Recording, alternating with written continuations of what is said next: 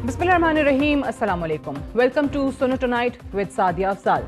आज पूरी दुनिया की सबसे बड़ी खबर इजराइल का ईरान पर हमला है, और ये वो हमला है जिसमें 200 फाइटर जेट्स ने हिस्सा लिया। इस ऑपरेशन को द राइजिंग लायन का नाम दिया गया और 100 से ज़ायद टारगेट्स को ईरान के जो है वो इसमें हम देखते हैं कि हिट किया गया है, और जो टॉप मिलिट्री लीडरशिप है उनको शहीद किया गया है। अब इसमें अगर सर फहरिस्त हम बात करें तो मेजर जनरल हुसैन सलामी का नाम आता है, जो कि commander in chief of the Islamic revolutionary guard corps थे। फिर इसके अलावा chief of staff major general Mohammad Bagheri शामिल थे। Major general Gholam Ali Rashid commander of the Khatam ul Anbiya central headquarters, major general Amir Ali Hajizadeh IRGC's air defence के जो head थे, और साथ ही साथ दो बहुत ही रिनाउंड इनके जो न्यूक्लियर साइंटिस्ट थे उनको शहीद किया गया। फरीदून अब्बासी जो कि atomic energy organisation of Iran के हेड भी थे, और मोहम्मद मेहदी तेहरानसी जो कि फिजिसिस्ट थे, न्यूक्लियर साइंटिस्ट भी थे। अब इसका मकसद क्या है? ऑब्वियसली हर तरफ यही बात हो रही है। एक ऐसे टाइम पे जब अमेरिका बार बार ईरान को कहता रहा कि हम आपको मुज़ाकराती टेबल पे लाना चाहते हैं, मुज़ाकरात शुरू हो चुके थे, छठा राउंड जो है वो 2 दिन के बाद होने जा रहा था, और उसका मकसद क्या था कि जो ईरान की न्यूक्लियर कैपेबिलिटीज़ हैं उसको रिस्ट्रिक्ट करना है, या ईरान को इस हद तक मजबूर करना है कि वो अपने न्यूक्लियर प्रोग्राम से दस्तबरदार हो जाए।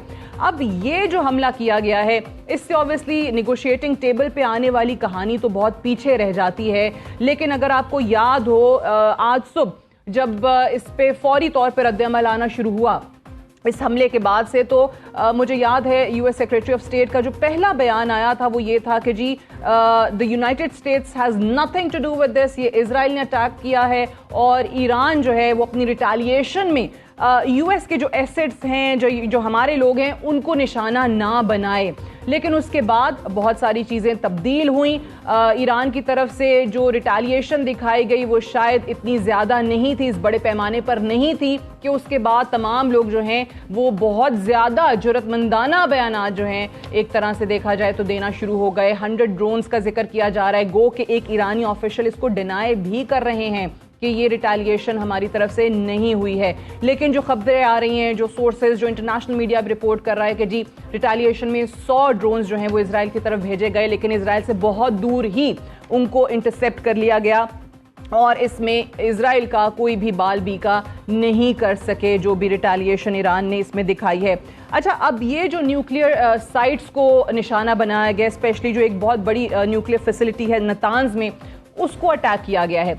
अब यहाँ पर बहुत ज़्यादा बात हो रही है, इनफैक्ट इजरायली कुछ एनालिस्ट हैं वो भी ये बात कर रहे हैं that while Israel may be capable of inflicting severe damage on Iran's nuclear program, but हमारे पास क्या वो हथियार हैं जो ईरान के न्यूक्लियर साइट को एक्चुअली, जहां पर ये यूरेनियम इनरिचमेंट की बात की जाती है, वहां तक निशाना बना सकते हैं, क्योंकि वो ज़मीन में बहुत गहरे हैं।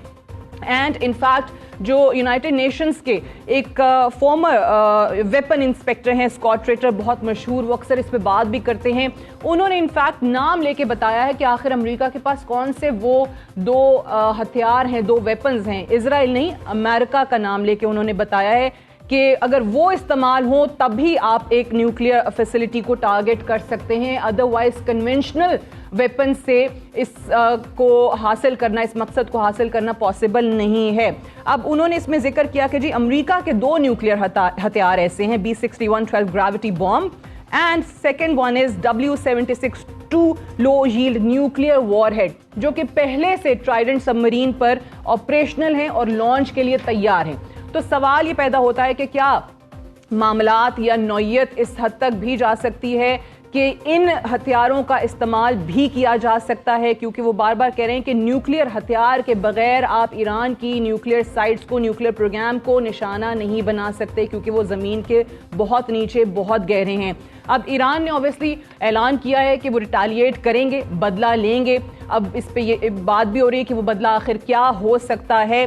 दूसरी तरफ प्रेसिडेंट ट्रंप जो कि मुज़ाकरात की बात तो करते रहे और ईरान को कहते रहे कि हम आपको एटॉमिक बॉम्ब बनाने की इजाज़त नहीं दे सकते, उनकी तरफ से जो बयान आया उसको ऑब्वियसली एक धमकी से कम नहीं लिया जा सकता। ان کا جو پہلا بیان تھا کہ I think it's been excellent, we gave them a chance and they didn't take it.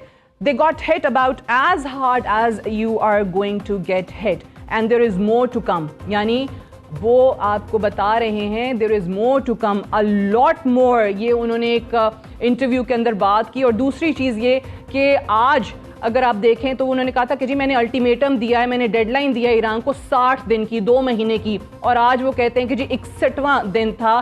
2 months ago I gave Iran a 60-day ultimatum to make a deal and they should have done it. Today is day 61. Now they have perhaps a second chance. وہ second chance وہ ایران کو کیا موقع دے رہے ہیں؟ وہ یہی کہہ رہے ہیں کہ جی آپ اپنے نیوکلیئر پروگرام سے دستبردار ہو, ہماری بات مانیں, گیو اپ کریں اور جو ہم کہہ رہے ہیں اسی پر عمل کریں. اب ان تمام چیزوں کے حوالے سے بات کریں گے. اب عالمی جو دنیا ہے, بار بار بات کی جاتی ہے کہ ایران شاید اکیلا وہ ملک تھا جو, چلیں آپ اس پہ ڈیبیٹ کر سکتے ہیں کہ جی اس نوعیت تک کا نہیں تھا, اس لیول تک کا نہیں تھا, کوئی بڑے اسکیل پہ نہیں کر رہے تھے, لیکن ہلکا پھلکا جو بھی وہ کر سکتے تھے وہ کر رہے تھے. باقی جو اسلامی ممالک ہیں کہیں پر وہ اس معاملے میں تو سپورٹ ان کو ایٹ لیسٹ نہیں کر رہے تھے. ملیٹریلی اگر آپ بات کریں as far as Israel is concerned, Iran اکیلا وہ ملک تھا جو لگا ہوا تھا اس معاملے پہ. اور اب کیا ریاکشن آئے گا, اب کیا تعاون یا حمایت مل سکتی ہے ایران کو باقی دنیا کی, اس پہ بھی بات کریں گے.